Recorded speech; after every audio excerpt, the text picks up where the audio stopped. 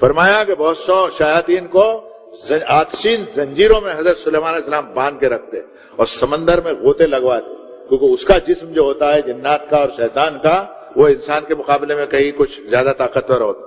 تو فرماتے کہ اس کو غوطے لگاؤ، زنجیروں میں باندھ کر اس کو بولو کہ یاقوت اور مرجان اور سمندری جواہرات جو ہیں وہ نکال کر کے لائے.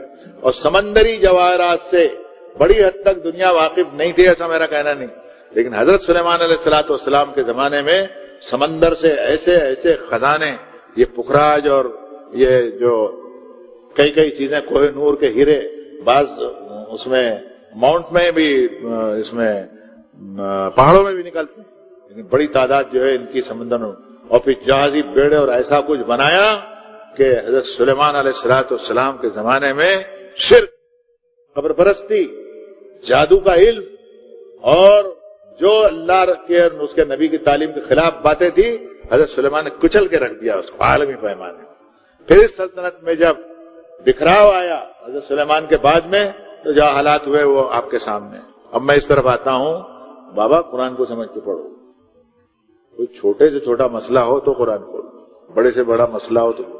اس پر میں اپنے مرشد محترم مولانا سید ابو الحسن ندوی صاحب مجد اللہ العالی کی ایک تقریر کا حصہ عرض کروں گا کہ حضرت نے فرمایا کہ قرآن میں اپنے آپ کو ڈھونڈنا چاہیے. میں کہا ہوں، ایک بزرگ کا قصہ بتایا، کسی واعظ میں سنا کہ قرآن میں تمہارا ذکر ہے، لقد انزلنا الیکم کتابا فیہ ذکرکم، ہم نے جو کتاب اتاری اس میں تیرا تذکرہ ہے.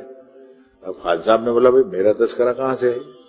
ڈھونڈنا شروع کیا، ایک لائن سے قرآن پڑھنا شروع، 2 4 6 8 10 پارے پڑھے، کہیں دکھے نہیں حضرت.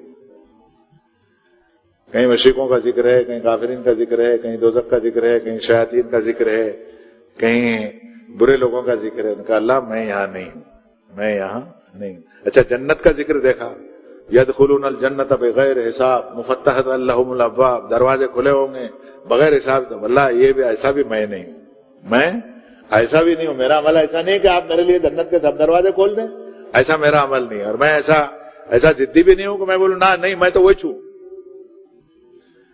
ڈھونڈتے قرآن مجید کے پورے 6000 کے اوپر آیتوں کو گروپ میں ایک آیت مل گئی، سجدہ کیا، اللہ میں مل گیا قرآن شریف. وَآخَرُونَ اعْتَرَفُوا ذُنُوبِهِمْ خَلَطُوا عَمَلًا صَالِحًا وَآخَرَ سَيِّئًا عَسَى اللَّهُ أَن يَتُوبَ عَلَيْهِمْ إِنَّ اللَّهَ غَفُورٌ رَحِيمٌ. کچھ لوگ حشر کے میدان میں ایسے ہوں گے، اچھے عمل بھی کیے، برے عمل بھی کیے، خلطوا عملا صالحا وآخر سیئا، آخر سیئا، یہ بھی کیے، وہ بھی کیے، گناہ بھی کیے، ثواب بھی کیے. ارے فرمایا کہ اللہ میں مل گیا وہاں پر، نہ میں وہ مشرکین میں سے ہوں اور نہ میں ان لوگوں میں سے ہوں جو بے حساب جنت میں جائیں، میں تو ان لوگوں میں سے ہوں. اور آپ کا وعدہ سچا ہے.